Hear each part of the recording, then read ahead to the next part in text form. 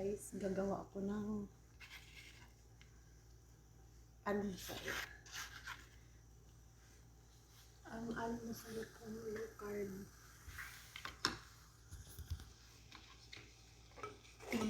Timad ako guys, timad. 2 beses ang kain. Ayan. Ang last kong kain kagabi, kahapon, alas 2 ng tanghali. 2 PM. Tapos ngayon, magte-10 na siya ng umaga. Mahaba din ang pagbe-break ko ng almusal. Ayan siya. Yung ginamit kong sabaw. Nagpakulo kasi yung amo ko ng manok. Ayun, tinanggalan ko ang sabaw. Pinalambot lang kasi yun. Kaya ako ang ng sabaw. Lalagyan ko lang siya pag nagmamadali ako. Lalagyan ko lang siya ng sibuyas dahon.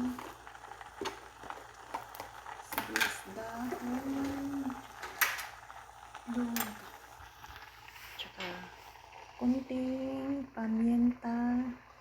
Kasi may asin na siya eh. Kunting pamienta. Ayan guys. Ayan muna ang inaano ko sa umaga talaga. Kailangan may mahigop ka kasi sa sabaw pag nagpapasting. Ayan siya. Kakain na tayo. Ito na. Nakahanda na yung food ko. Ang unang kain ko dahil 2 kain lang ang ginagawa ko. Hindi ko pa kayang mag 1 day meal. Saka pa siguro. Saka. Ayan siya. Hihigop lang tayo ng sabaw.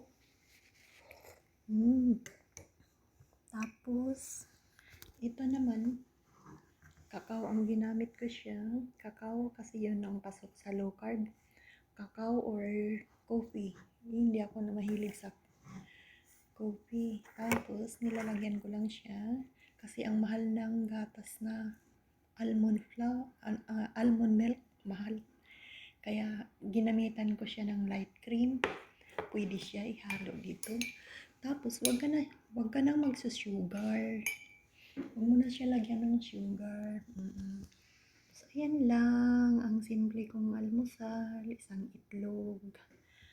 Tsaka, ayan. May konting tuna. Yan lang, guys. Pakulo pala ako. Magpapakulo pala ako. Hindi pa ako nakapagpakulo. Ayan. Thank you. Ingat lagi sa kalusugan. Low carb ang pinaka-the best na nasubukan ko sa na pamamaraan sa way ng kain ko. Kasi matagal akong magutom. Tapos ang pa guys, yung ang gaano ng katawan mo. Ganun lang siya. Thank you. Stay low carb. Try lang ninyo sa mga baguhan. Sa mga baguhan talaga, pag-aralan ng maigi ang pag-low carb. Dahil ako, grabe, ilang beses akong mahaba ng siguro may 1 year, kaya lang nadadapa.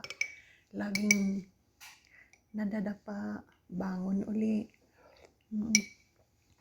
So, huwag kayong manghinayang sa mga bilihin ninyong mga kailangan kasi mahirap.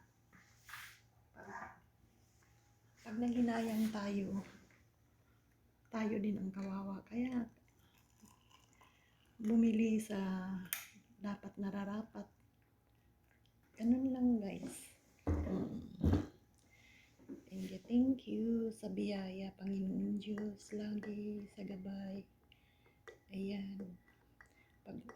Pag nagugutom naman ako sa tanghali, nagagawa na lang ako ng mga gulay, salad. Madalas talaga salad. Salad na lang ang ko. ginagawa kasi simple lang siyang gawin. Ayan, bye bye bye bye. Take care all. God bless.